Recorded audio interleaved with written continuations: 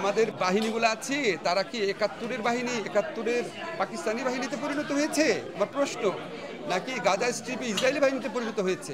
রিমান্ডে দেওয়া তো আদালতের এখতিয়ার, এখানে আদালতে কোনো এখতিয়ার ব্যবহার করছে বলে মনে হয় না, মনে হচ্ছে সরকারি নির্দেশের প্রাধান্য ঘটছে। আমার তো মনে হয় তারা নিরাপত্তা চাচ্ছে ডিবি, পুলিশ আর সরকারি বাহিনীর থেকে।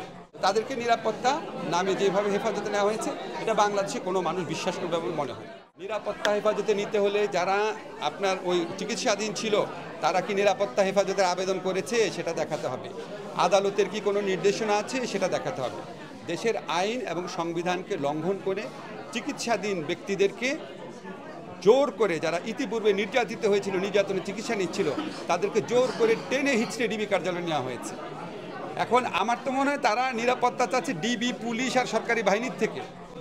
তারা নিরাপত্তা ডিবি অফিসের ভিতরে চাচ্ছে না, বরং তাদের থেকে, বরং আমার ধারণা এর আগে আটক হওয়ার আগের বক্তব্যে যে তারা বরং ডিবি অফিস থেকে নিরাপত্তা চাচ্ছিল, সিআইডি অফিস থেকে নিরাপত্তা চাচ্ছিল, পুলিশ বাহিনী এবং গুন্ডা বাহিনীর থেকে নিরাপত্তা চাচ্ছিল। তো তাদেরকে নিরাপত্তা নামে যেভাবে হেফাজতে নেওয়া হয়েছে, এটা বাংলাদেশে কোনো মানুষ বিশ্বাস করবে বলে মনে হয়। আন্ডারে যে রিমান্ডে নেওয়া হয়েছে, এটা তো আপনি দেখবেন আমাদের নিম্ন আদালত গণহারে সরকার পক্ষ চাইলেই রিমান্ডে দিয়ে দিচ্ছে।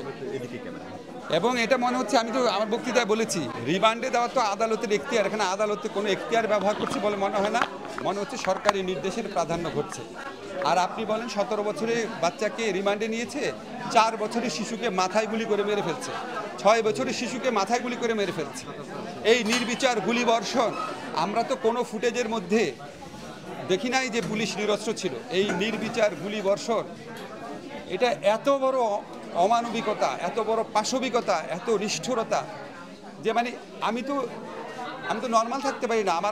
আমার চেষ্টা মনে হয় রাত্রবেলা যেন আমি এই সমস্ত জিনিস যেন না দেখি, দেখলে ঘুমাতে পারি না, ঘুম আসলে একটু করে ভেঙে যায়। মানে মনে হয় আমরা কোন দেশে বসবাস করছি? যারা ক্ষমতা আছে তাদের কোনো হৃদয় আছে?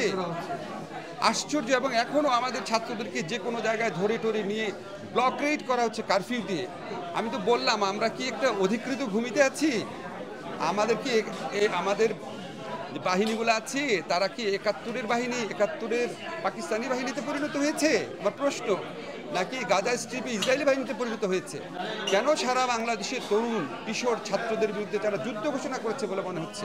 কেন মানুষের অভিভাবকদের এইরকম আহাজারি, আর্তনাদ, দীর্ঘশ্বাস? কেন এই বিভীষিকা, কেন এই ত্রাস? জাস্ট তারা বিচার চেয়েছে হত্যাকাণ্ডের বিচার চেয়েছে দেখে তাদেরকে এইভাবে ট্রমাটাইজ করতে হবে, এইভাবে ভীতি আতঙ্কের মধ্যে রাখতে হবে? অবাক লাগে আমার কাছে। এত তাচ্ছিল্য দেশের সংবিধানের প্রতি, দেশের একটা পুলিশ বাহিনী, আমার জাস্ট বোধগম্য না ব্যাপারটা।